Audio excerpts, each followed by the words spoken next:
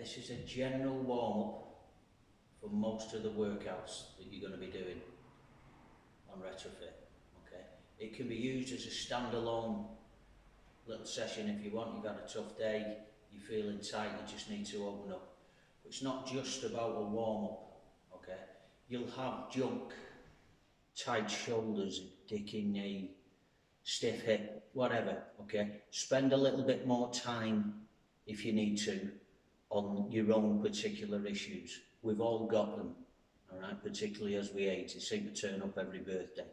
Just spend, as I say, a little bit more time on them, and it's a time that you can ideally deal with that little bit of junk that you wouldn't find time for otherwise, all right, because we're incredibly time pressured now in the modern world.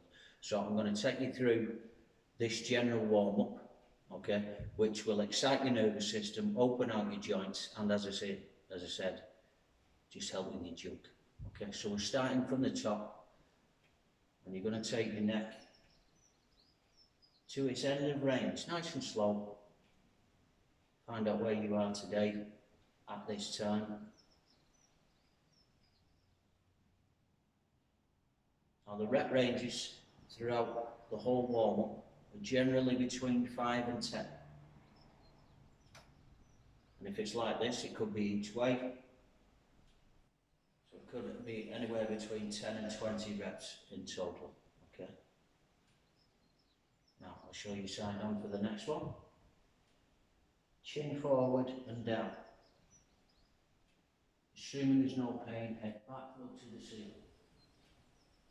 If you end up in acute pain or anything that's somewhat distressful, stop immediately. That's your body telling you that it doesn't like it. Pushing through it is generally not a good idea.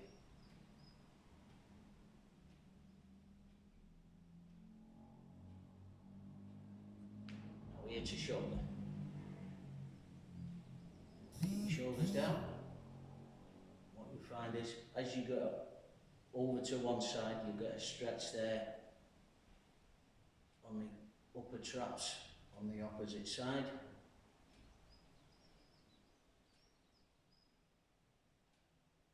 There's no rush with any of this.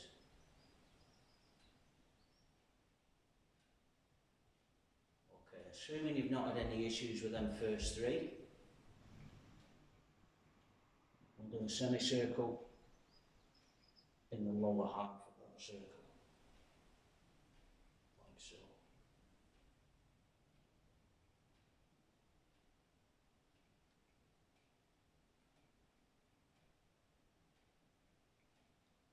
Okay, we'll move on to the wrists now. Clasp the fingers together, palms in contact with each other. We're just going to do 5 reps in each direction. So essentially you're making a figure of 8 with your hands for 5 reps, and then reverse that. So you're doing 5 in the opposite direction.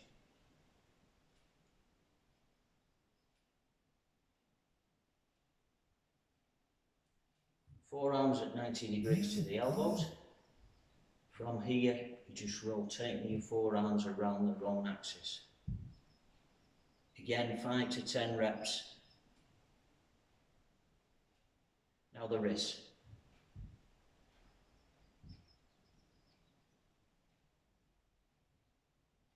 Up and down.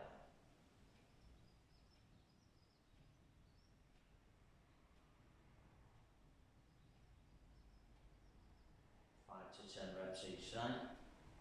10 to 20 reps in total. Okay, now the elbows. So keeping the upper arm as still as possible, your shoulders depressed into your torso. Inward circles for 10 or so, and out for 10.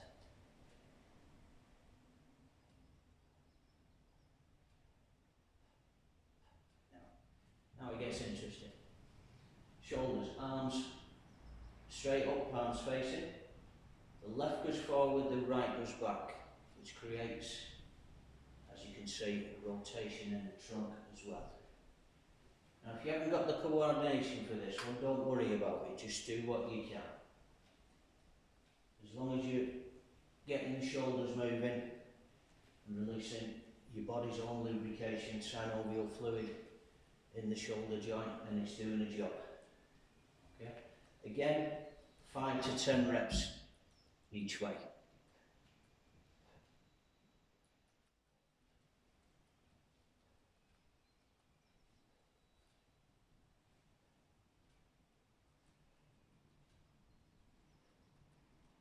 And bring yourself to a stop. Next one, right hand, left lower abdomen, back of the left hand at the right kidney. So I'll show you from the back initially. So you're rotating around, taking the arms out, twist the trunk, gently strike the lower abdomen on each side. You're trying to get your head round as far as you can, which will give you more of a twist. The body will follow the head. As you strike the abdomen, just breathe out.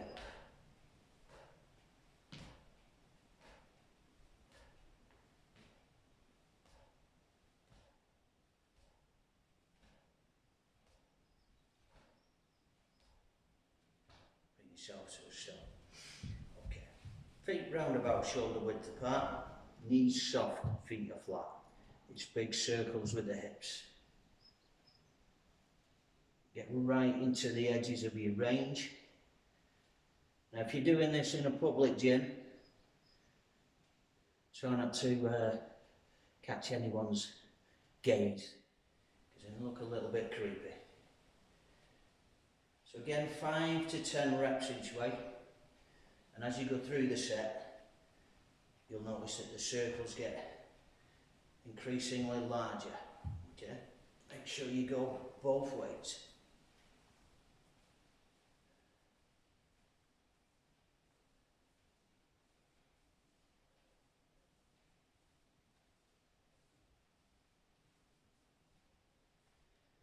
Feet and knees together, feet are flat. Hands just above the knees, circles with the knees, assuming you haven't got any injuries which this could aggravate. And again, as you go through the set, as your reps mount up, you'll notice that the circles get smoother, a little bit larger. And again, it's both ways, clockwise and anti-clockwise.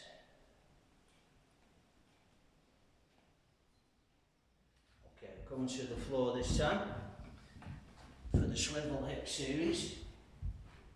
So there's 3 of these. Okay,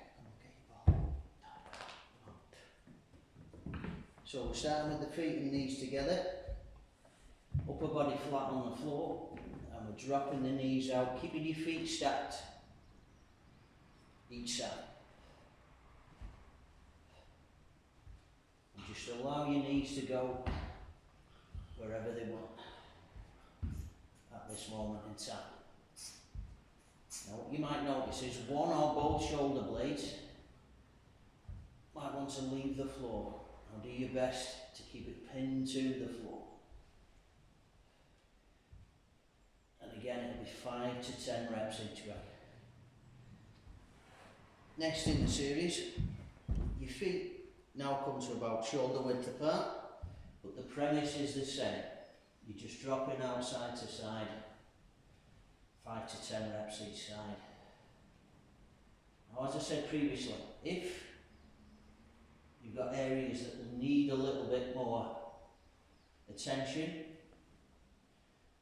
stiffness, tightness, existing injuries, just spend a little bit more time on the hips for most of us, because we spend so much time sitting down at work, at home, driving, taking public transport, tend to be tighter than is ideal. So this might be one you need to spend a little bit more time on to get them opened up. Now the final one in this series is this one. You're going to go across the right ankle over the left knee, The right toes are active, so you're drawing them towards that knee. We're going to drop out to the left initially, pressing the right knee away, so you're opening the right hip. Take a breath in the nose at this point. As you go over to the right, exhale. And actively just give that one a little nudge. When you come to a standstill at this point, you find you can sometimes get a little bit more range without too much discomfort.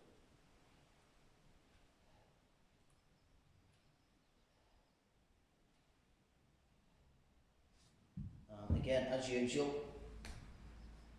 5 to 10 reps each side. Same protocol on the opposite side.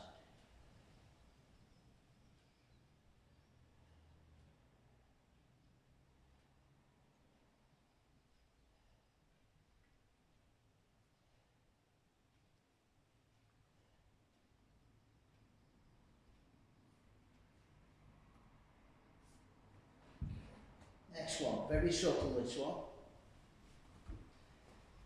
So that's your start position. Feet round about shoulder width apart and flat, upper body flat on the floor. Now from here, we're going to posteriorly tilt your pelvis, which in real terms basically means you're flattening out that natural curve in your lower back, so it's pressed into the floor. So essentially you're dragging your belly button towards your spine, hold for a second or so, and then relax so that natural curve returns. Now remember to breathe through this.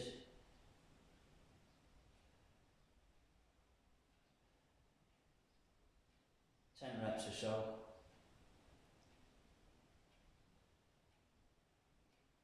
Now from the same position you're going to lift your toes. So you're driving through your heels for glute bridges. Now, we're going to just do the top half of the rep. There's no benefit to coming all the way back down. Just using up time. So it's the top half of the rep. When you get to that point with your hips as high as possible, contract your glute muscles, so give them a squeeze to fire them up for the workout ahead.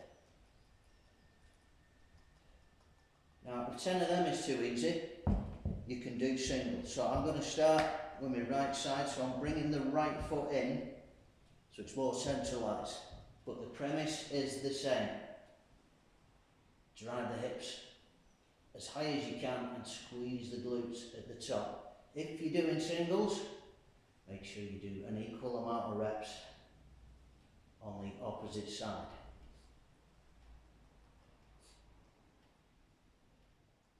When you've completed the set, we're on to our fronts now, into the rock back series. Okay, this is also about opening out the hips, but in a slightly different way to the swivel hip series. So your feet are touching.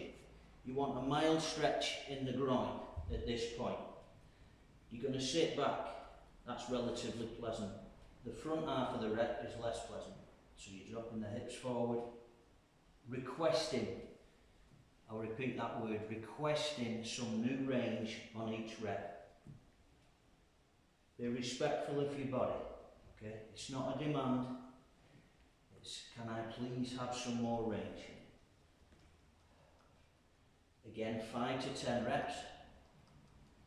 Inhale here, exhale as you press the hips. Frog feet. So with this one, your ankles want to be directly behind the knees. Now this one, you're actively pulling yourself into what looks like a horizontal squat. So you're using your hip flexors, these powerful muscles at the front of the hips, to pull your butt towards your heels. That will then fire you forward. So it's pretty unpleasant at both ends of the rep.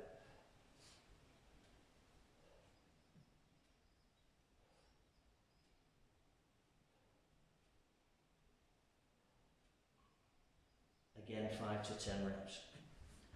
Now, the third one in this series is a single leg frog.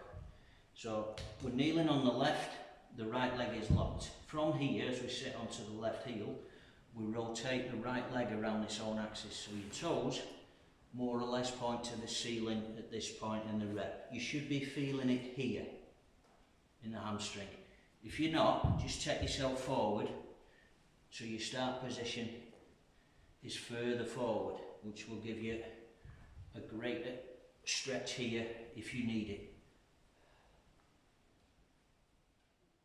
So again, 5 to 10 reps on that. Now on the last rep, we're going to hold the stretch here. Place, in this instance, the right fingers at the right temple, and we're going to open out the right side of the body there. So you're inhaling here through your nose, exhale as you rotate.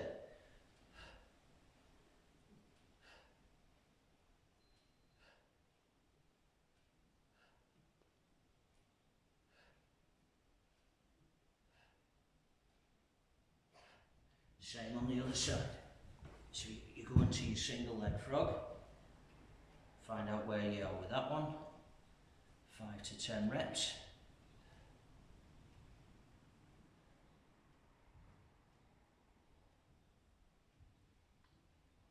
And then on the final rep, you hold the stretch, corresponding fingers at that temple. Inhale, exhale. Open the chest out on that side. Again, as you go through the reps, you should notice that things start to lengthen out as there's more range. Okay, back into a kneeling position. Puppy dog reps. So your hips should be more or less over your knees. Your hands ideally at shoulder width. If you're too tight in the upper body, you've got an injury or whatever, just go as wide as you need to. But either way, you're going to pull through the hands, paste from the wrists towards your elbows, your forearms onto the floor. Get your chin and chest as low as you can. You come through to round about that point initially, so your head is between your hands, and then push back.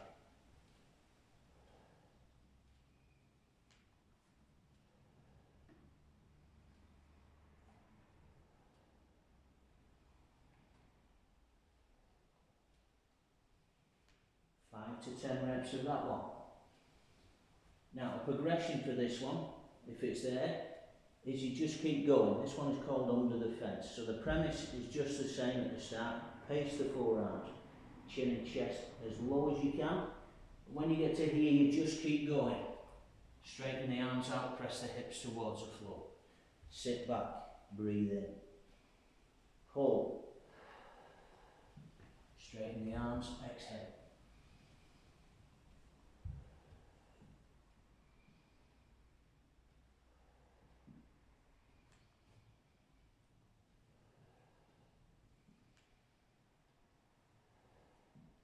Again, 5 to 10 reps. Now, back into quadruped position. So wrists are directly under shoulders, knees are under hips. Now with this one, we're going to rotate the elbow pits forward. So I'll show you that one. So rather than your elbow pits facing each other, if the range is there, you're just going to turn them like so. At the front end of the set. So rotate the elbow pits if it's there. Draw your head back initially. We're hollowing the spine and looking to the ceiling, assuming there's no pain. And tuck the hips under, round the spine out. Drop the head. So you're going from cow pose, couple of breaths, tuck the hips under, into cat pose, couple of breaths.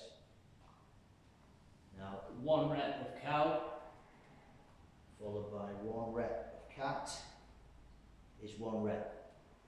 Okay, both movements count as 1 rep. So if you do between 5 and 10 of those,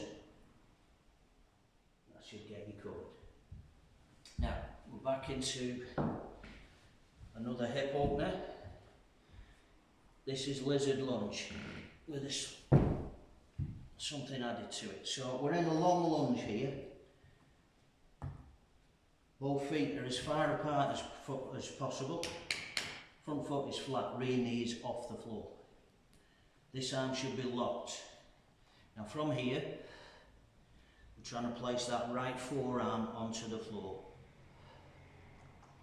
Inhale, exhale.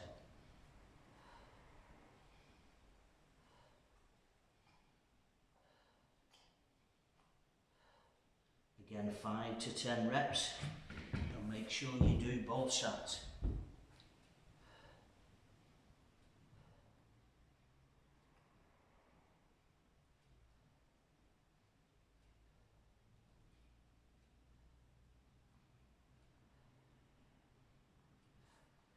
Okay, now coming into downward dog. So hips are high, elbows are locked. Feet as close to your hands as possible, but there still should be air under each heel. From here, we're going to bend the right knee, straighten the left knee and drive it down. Take a breath in, opposite side. Now drive the right heel down, bend the left knee. Just get into a pedaling pattern. Exhale on each drive, inhale.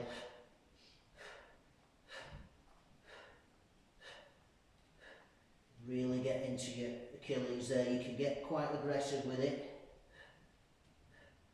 And that one wants to be 10 each side. Okay. Coming into a plank variation. So that's the lesser version where you're on your knees.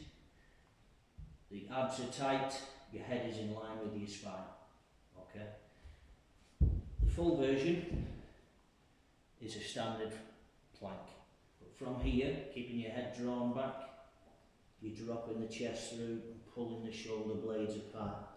Scapular push-ups.